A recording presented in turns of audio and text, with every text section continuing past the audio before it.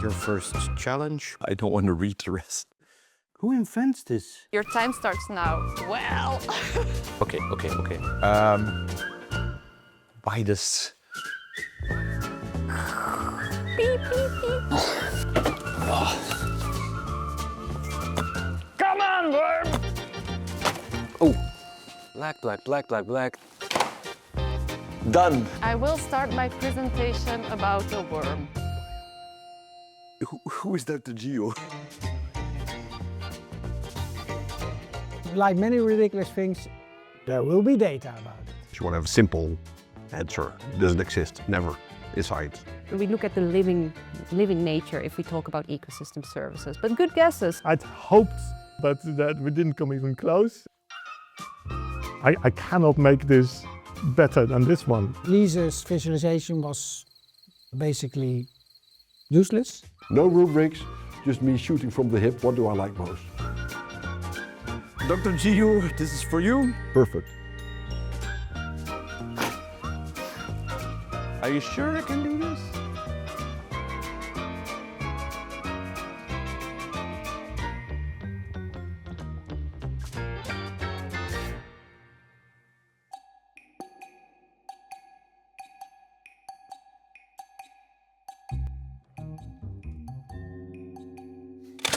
Let's open up the box. Pick what you think makes a species successful. Successful.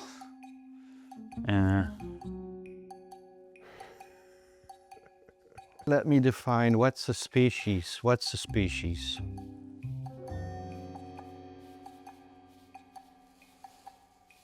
What's the definition of a species? Define Cheater. a species. The most common definition of a species is that a species is a group of organisms that can successfully breed to produce fertile offspring. Initially you think, oh, this is easy. If you think a little bit longer about it, it's perhaps less easy. Yeah, so yeah, I understand the confusion and yeah. So a species is successful if it can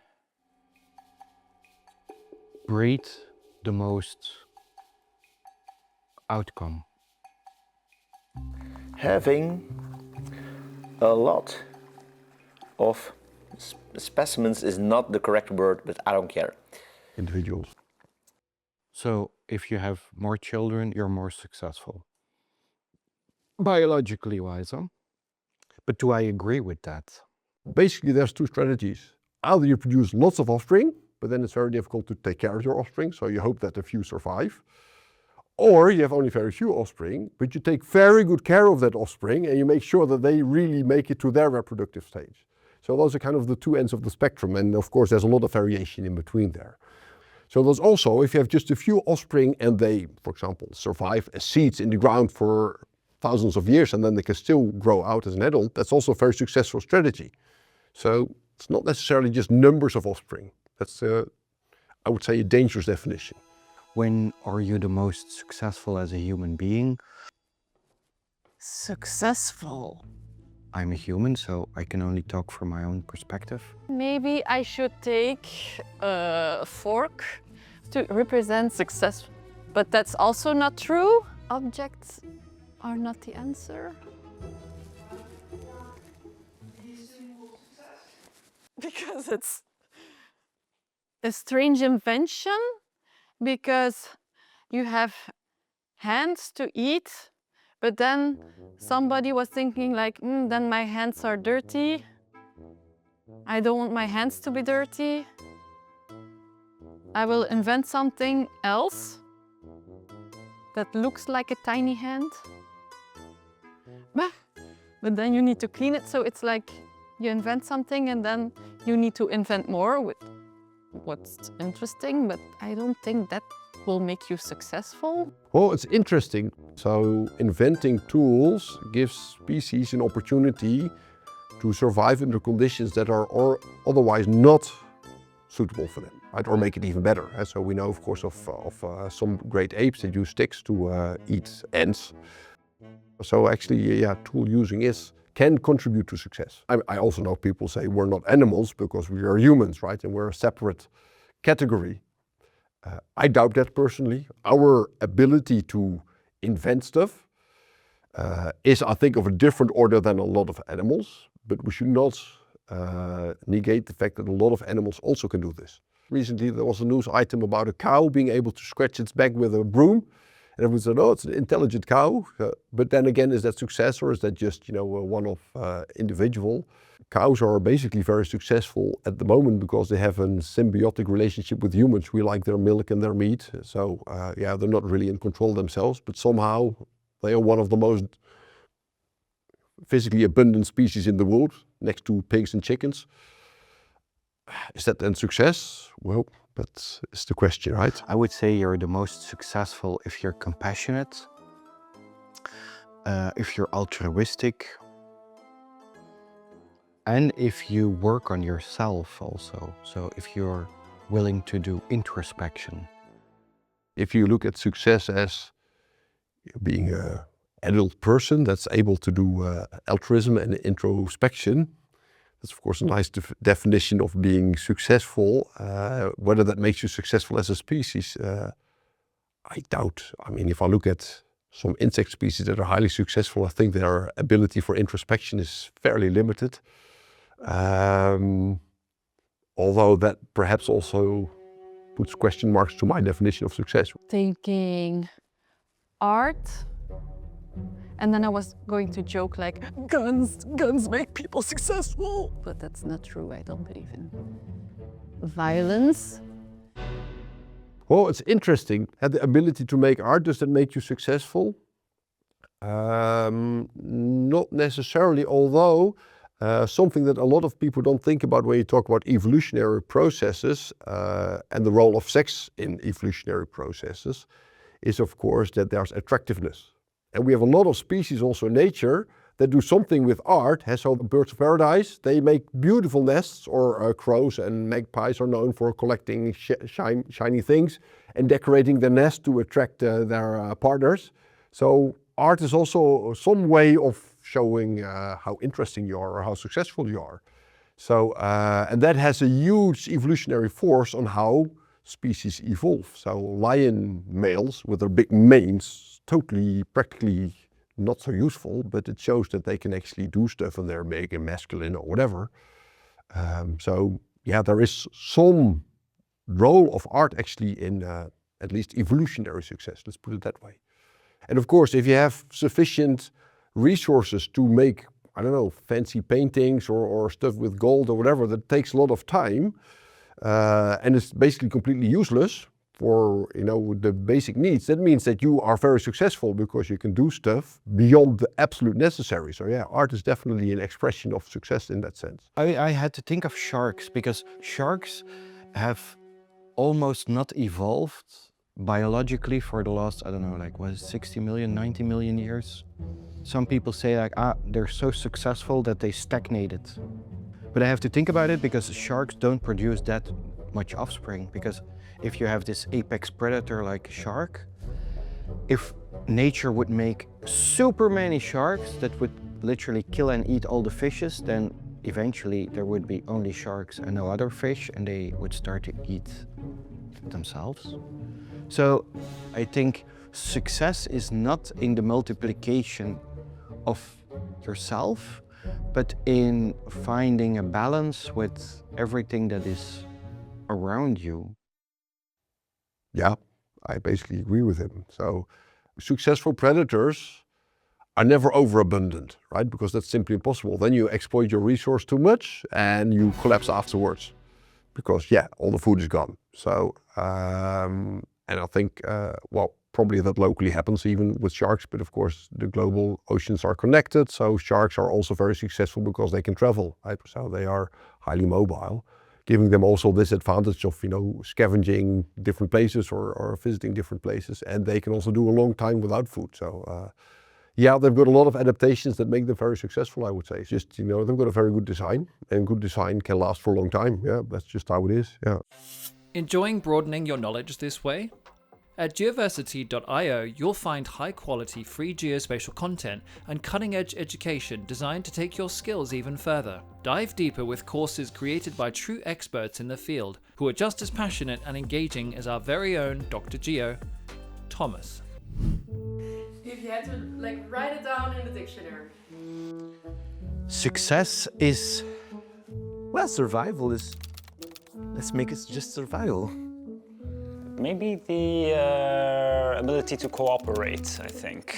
I'm constantly thinking human, but maybe that's vanity. the ability to be yourself and reproduce yourself in harmony and balance with your surroundings.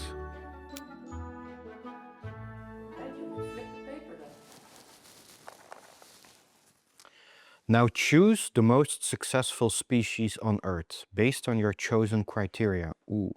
Convinced that the geoindigenous species deserves the crown, performing either one of the following scholarly formats. I don't want to read the rest. A poem, a campfire story, or a PowerPoint presentation. Your performance must contain no more than 100 words. You have 20 minutes. Your time starts now. Well. Oh, poor them. Yeah, so I'm a boring scientist. I would have made a PowerPoint with just a table like these are the criteria, here's the match, that's why this is the species. I'm curious to see the end results, so bring it on. So I picked the ability to cooperate. So I think I will go with insects, and I think particularly ants. Jeez, and what was my criteria again? Breed the most outcome. But do I agree with that? I don't think so. I would say you're the most successful if you're compassionate, altruistic, if you're willing to do introspection. We're all made of atoms. It's a stagnation. The most successful species is to be itself and reproduce itself in harmony and balance with its surroundings, okay? I think it will be a haiku. I don't really like poetry, especially if I have to do it myself, so I guess PowerPoint presentation it is about ants and why they are the most successful species on Earth. I will go and grab a coffee and contemplate about this for 20 minutes. I also want to go to the toilet. Is that in the 20 minutes? Yeah, okay, yeah, part of the 20 minutes I would say, yeah. I vaguely know that there is a massive number of ants in the world. There we go. Aha, 20 quadrillion. That seems good, but I don't even know what a quadrillion is. Yeah, lots of ants.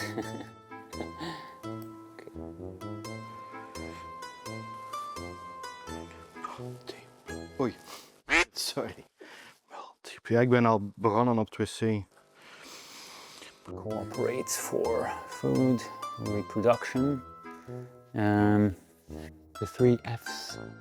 Food, something else. Balanced, balanced. So food, fighting, and fucking, but, you know, reproduction. Balanced. Nee, 4, nee. Balanced. Balanced. Colonies, resilience. Also comfortable, too much. Doesn't make sense. Relationship with humans, do they? No. With food and as pests, okay. I mean, yeah, but you want to write a haiku? But, ooh, aggression within colonies, that's not great because that goes exactly against my idea of cooperating. Comfort. If everything is comfortable, then there's no evolution. So a species at peace doesn't make sense. I mean, So one of the candidates focuses really on collaboration and says that is the key ingredient for success. I guess it can be a key ingredient, but not always, right? So sometimes there is internal competition.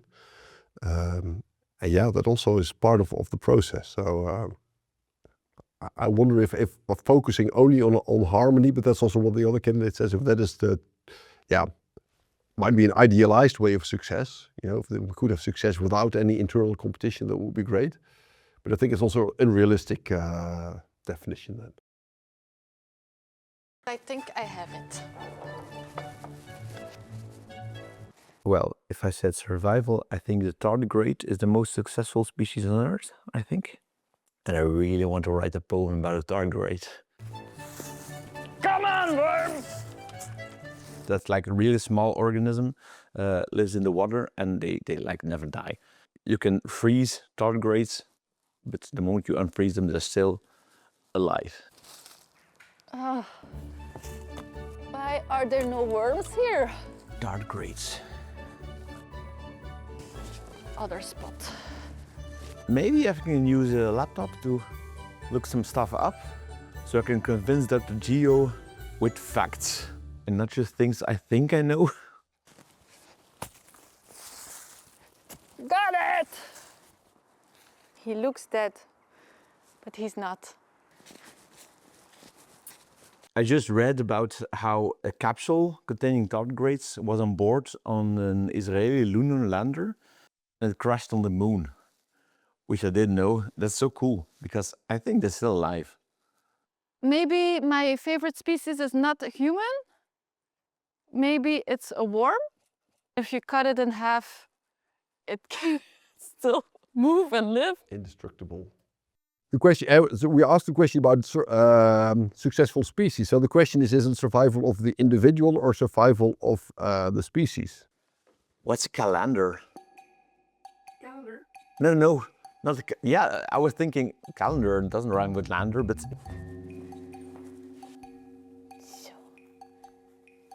it's a bird, a calendar. Friedrich Wilhelm Heinrich Alexander. That rhymes with lander. Well, that's getting you through 100 words easily.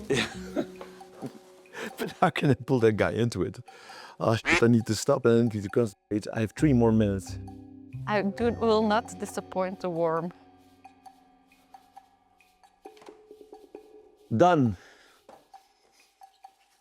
Shakespeare is nothing to me. I think ultimately now the winner depends very strongly on their argumentation. Yeah, because they all had quite successful species listed. Yeah, because ultimately we want to, as a scientist, refrain from opinion and get some facts on the table. So in a haiku, they certainly reached the 100-word limit. But if they're also going to make some scientific stronghold and really coming up with good arguments, that's what we have to see. They're still, you know, they're still all in the race. Let's put it this way, yeah. Enjoying broadening your knowledge this way? At geoversity.io, you'll find high-quality free geospatial content and cutting-edge education designed to take your skills even further. Dive deeper with courses created by true experts in the field who are just as passionate and engaging as our very own Dr. Geo, Thomas. Let's see who obeys the 100-word limit and manages to convince Dr. Geo that their species deserves the crown best. Okay, cool. Yeah, bring it on. All right. Dr. Geo, this is for you. Ode to the tardigrade. Oh, cute little tardigrade, 8-legged creature of wonder, living in the cold-hearted depths of space, tell us of your world of yonder. You started colonizing the moon, crashing on a lunar lander. Are you planning on leaving soon? Or is that not on your calendar? Calendar. You guys can do anything you set your tiny little minds to. Stay as cool as you can. Just remember that no matter what you decide to do, I will always be your fan. Ta-da. Beautiful. Yeah, I'm really impressed. They are known to be able to kind of encapsulate themselves into something and serve it. So there have been some that have been traveling on the outside of a rocket into outer space and come back and they still lived. So, you know, we've talked about indestructible. They're true survival masters. Yeah, And that, of course, ensures longevity of the species, right? So that you as a species continue to live for a long time. And I would say, yeah, that definitely adds to success. So yeah, no, it's a very good candidate, this, yeah. I'm really curious what's going to happen with the worm, because it's just now a piece of paper with a worm on it. So I don't know exactly how this is going to convince me to be the most successful species. So bring it on. I will start my presentation about the worm.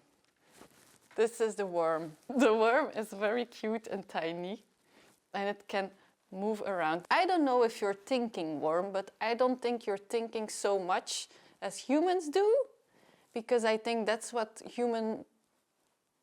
makes a human very complex, because we have a lot of thoughts and feelings about everything, like me, even about the worm. But he just wants to crawl around naturally, just in his soil. And by doing just his thing, feeling like, I need to crawl around, I need to find stuff to eat, I need to dig, I need to escape at the moment. He's doing a lot for the world like this. This thing is so connected with the earth. I think that's why I like him so much. He has nothing but the soil, and he does so much. And look at what he's doing right now. Like, he can stretch and get smaller and stretch and get smaller. And he can dig, and he's very, very strong. I think that's my PowerPoint presentation about the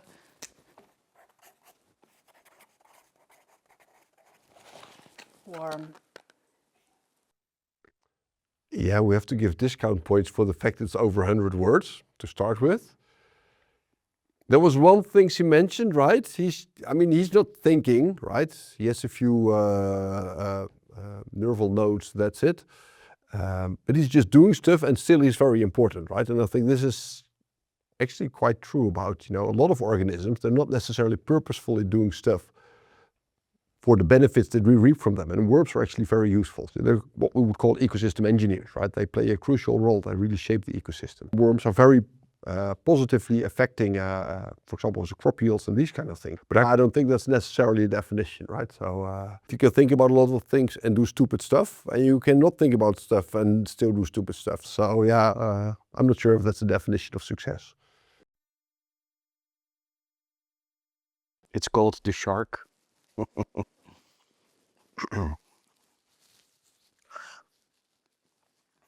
The shark. How do you pronounce it? Holy?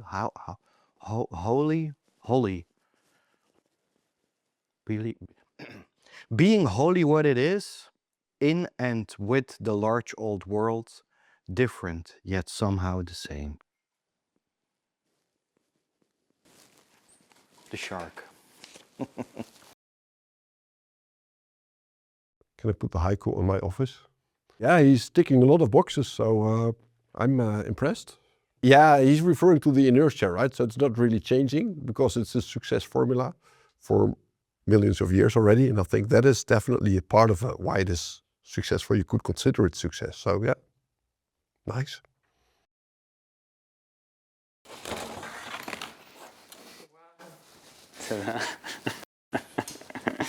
All right. Can you see the screen thing? 100 words, right? I have no idea. Just stop me if I have more. I can't count out loud.